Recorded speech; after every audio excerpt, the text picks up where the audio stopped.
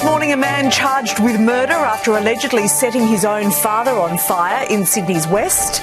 Major developments over the methanol poisoning deaths of 2 Aussie teenagers in Laos. The US launches fresh strikes as Iran sends an ominous warning, and a cyber attack on medical centres across the country leaves patients exposed. Live across Australia, this is Sunrise Early News. Good morning. First to breaking news. A man has been charged with murder after allegedly setting his own father alight in Sydney's West. The man in his 60s was found dead with severe injuries outside a burning home in Glenmore Park yesterday. Police say his son, aged 36, was spotted leaving the scene shortly after the blaze took off. After being treated in hospital for minor injuries, the son was charged and refused bail. He will face court today. Donald Trump is promising really big news when he makes a rare primetime address today. Live now to Hannah Ford, who is in our US bureau. Now, Hannah, good morning to you. What can we expect from this address? Well, the White House held a press briefing a short time ago confirming that the focus of the primetime address will be on the integrity of the US election.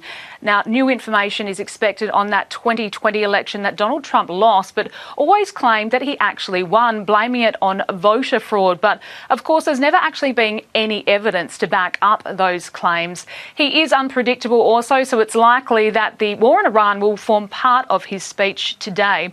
It comes after US daily strikes continue in Iran. Iran hitting back, actually hitting US military bases in Bahrain and Jordan and Kuwait overnight. Now, the press secretary did touch on the war in Iran during her briefing today. Here's what she had to say. In the memorandum of understanding that they signed, they were not to fire on commercial vessels moving through the Strait of Hormuz. And unfortunately, they have made the tragic decision for them to do that. And President Trump is not going to sit by and allow these active acts of terrorism to take place in the Strait. That peace deal signed only a few weeks ago between those two countries, clearly in tatters now. We'll have more information about that prime time address as it comes to hand. It's scheduled to happen in a few hours' time. OK, keep us up to date, won't you, Hannah? Thank you. New Zealand has been rattled by a 5.9 magnitude earthquake overnight. The tremor struck around 40 kilometres and there was reports that strong shaking in surrounding areas. A tsunami alert was issued and later cancelled. No one has been injured. There are fears the confidential medical records of thousands of patients are now in the hands of criminals after a cyber attack on a national chain of GP clinics. Partnered Health has alerted its patients that their clinical notes and test results may have been compromised. Doctor-patient confidentiality blown en masse. Hackers stealing private patient records from major healthcare provider Partnered Health, the company comprising 57 GP and skin clinics across the country, confirming at least 21 have been hit. I couldn't believe it. The company telling shocked clients it was attacked by a malicious actor. Nowadays, they can impersonate anybody and they can say that I'm dying and I'm not. Well, that's a bad one. So someone with malicious intent. It's feared hackers might now have thousands of patient names and contact details, Medicare and other card numbers, as well as medical information and treatment details. Pretty disappointing finding out that the security wasn't very strong. Cyber criminals will breach an organisation and they'll hold them for ransom, and they'll say, give us money or we'll release the data publicly. Just 48 hours ago, the Australian government's cybersecurity centre warned of a rise in malicious attacks linked to Russia's domestic spy agency. It said major industries, including healthcare, should immediately upgrade their security systems. Partnered Health is working with authorities. The motive remains unclear. Vulnerable patients struggling to understand what could lie ahead. I'm 80 years old and it's hard enough to use an iPhone. Jackie Quist, 7 News. Police have launched an investigation into a suspected domestic violence killing in central Queensland. During a welfare check in Rockhampton, officers discovered a 32-year-old woman dead in a pool of blood, suffering from severe head trauma. Her 32-year-old partner is now being questioned. No charges have been laid.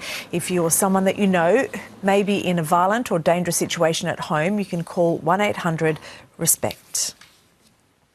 A driver is on the run after allegedly striking a cyclist and fleeing in Melbourne's north. The 46-year-old victim was riding in a designated bike lane in Woolwich when he was hit, the driver making no attempt to stop.